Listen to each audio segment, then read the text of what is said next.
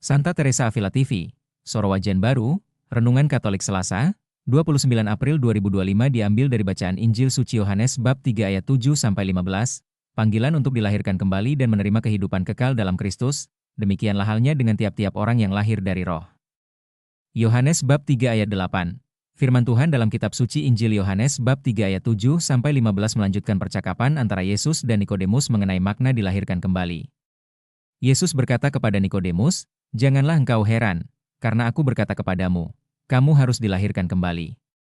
Angin bertiup kemana ia mau, dan engkau mendengar bunyinya, tetapi engkau tidak tahu dari mana ia datang atau kemana ia pergi. Demikianlah halnya dengan tiap-tiap orang yang lahir dari Roh."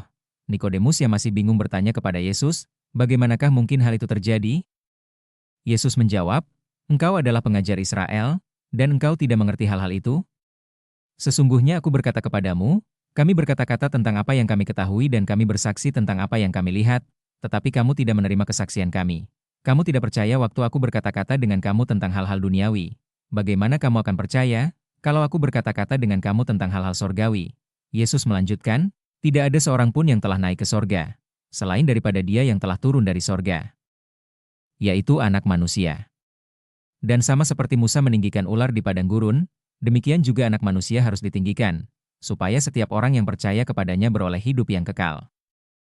Dalam percakapan ini, Yesus mengungkapkan rahasia kehidupan kekal yang diberikan melalui iman kepadanya. Nikodemus, sebagai seorang pemimpin agama, mencari pemahaman tentang rencana keselamatan Allah. Yesus menjelaskan bahwa untuk melihat dan memasuki kerajaan Allah, seseorang harus dilahirkan kembali dalam Roh.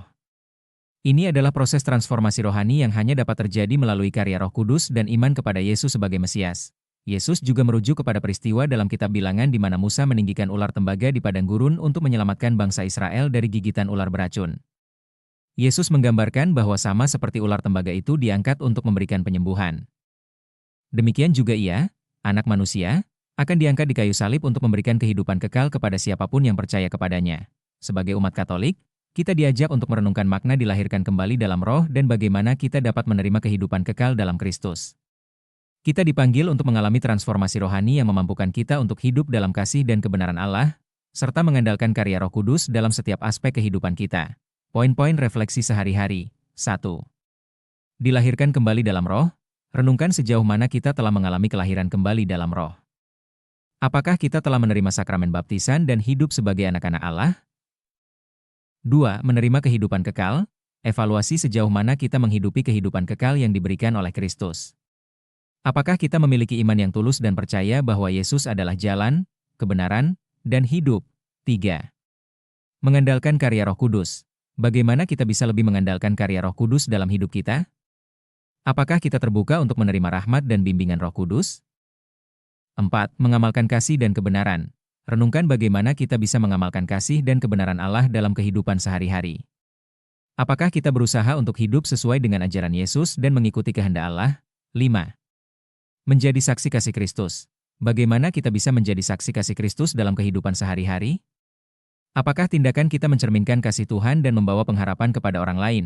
Dengan merenungkan dan mengamalkan pesan dari Injil hari ini, kita diajak untuk memperkuat komitmen kita dalam hidup sebagai anak-anak Allah yang dilahirkan kembali dalam Roh dan menghidupi kehidupan kekal dalam Kristus.